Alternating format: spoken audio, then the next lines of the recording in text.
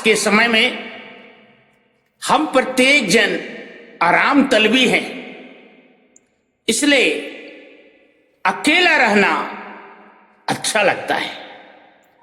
लोगों से ऊपर रहना बेहद पसंद है और लोगों से दूर रहना, अपने जीवन में खोए रहना सबको भाता है। लेकिन एक बात स्पष्ट है, जब हम किसी के लिए कार्य करना चाहते हैं, किसी के लिए कुछ करना चाहते हैं, तो हमें उनके साथ जीवन जीना होगा, उनके जीवन में समाना होगा। वे कौन हैं? वे हैं साधारण श्रमिक, चाय श्रमिक या अपने घर आंगन में काम करने वाले ये सेवादार लोग, किसान हैं, गरीब हैं, दुखी हैं, अनाथ हैं, विधवा हैं। इनके जीवन को अनुभव करना बहुत बड़ी चीज है। उनके दुख और कष्ट को स्वयं के जीवन में अनुभव करना बेहद जरूरी है। जब उनके दुख, कष्ट, विपत्ति, आंसू, विषाद को अनुभव करते हैं, तब हम उनके लिए कुछ कह सकते हैं, कुछ कर सकते हैं। आज यीशु ख्रीस्त के बपतिस्मा का पर्व है। बपतिस्मा शब्द ग्रीक के बपतिस्मा शब्द से लिया गया है, जिसका अर्थ है डूबना, समाना। लेकिन हम प्रत्येक जन डूबना नहीं चाहते, हम समाना नहीं चाहते, हम डुबकी लगाना चाहते हैं। क्यों? समाने में, डूबने में जान का खतरा है और इसे भाते हुए अपने जीवन को सुरक्षित रखना चाहते हैं। लेकिन यीशु ख्रीस्त वही किया। वे अपना सब कुछ को छोड़कर, जीवन को खोलकर, जीवन को सबके लिए अलग करके वे नदी में आए, जर्दन नदी में आए। वे मानवता के नए जीवन को पाना चाहते थे, इसलिए वे समाना चाहते थे और पुराने जीवन को छोड़ना चाहते थे। उसे खोल दिए, खाली कर दिए, छोड़ दिए, क्योंकि आदम के पापमय और पुराना जीवन को छोड़कर यीशु ख्रीस्त के नए जीवन को पाना चाहते थे और इसलिए जर्दन नदी में वे समाये, डूब गए, मानवता के साथ एक होना चाहते थे। जब बपतिस्मा का पर्व आया तो हम प्रत्येक जन सोचने लगे, आखिर यूहन्ना बपतिस्ता ने जर्दन नदी को ही क्यों चुना?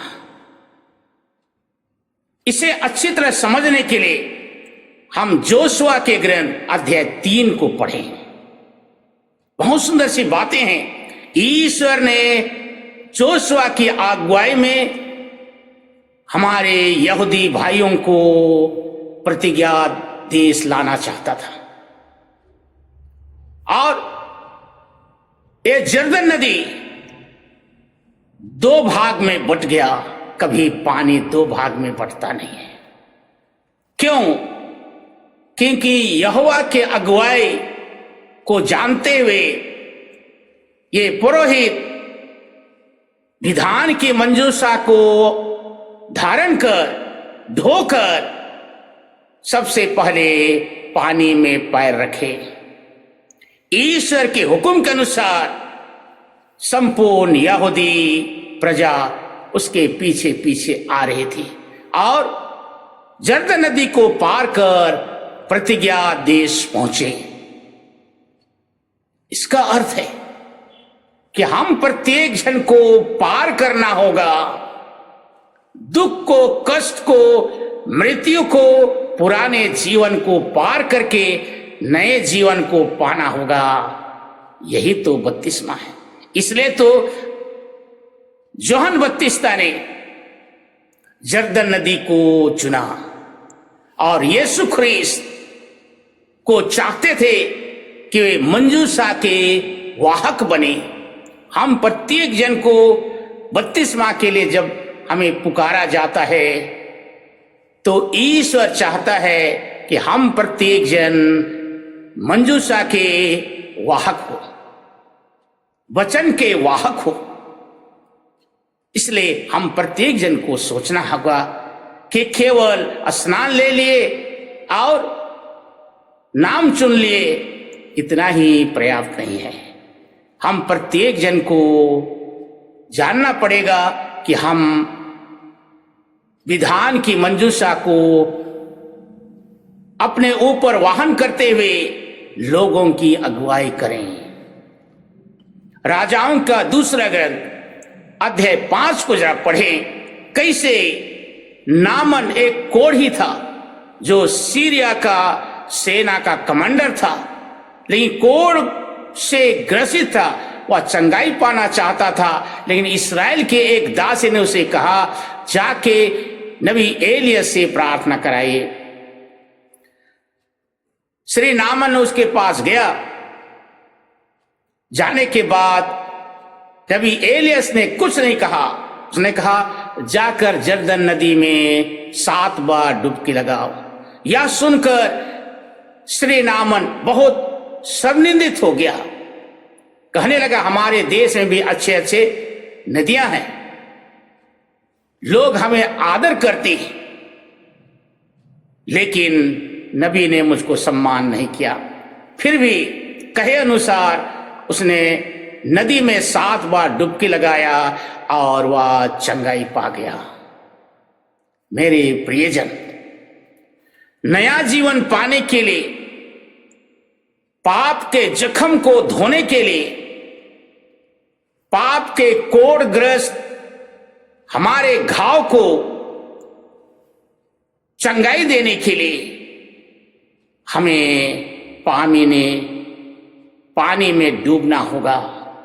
हम प्रत्येक जन को समझना पड़ेगा कि जब तक हम अंधकार को, अहंकार को ना त्यागेंगे, पुराने जीवन को ना त्यागेंगे, नम्रता नहीं होगा, तब तक हमारा बपतिस्मा नहीं होगा। अकड़ से कुछ नहीं होने वाला है।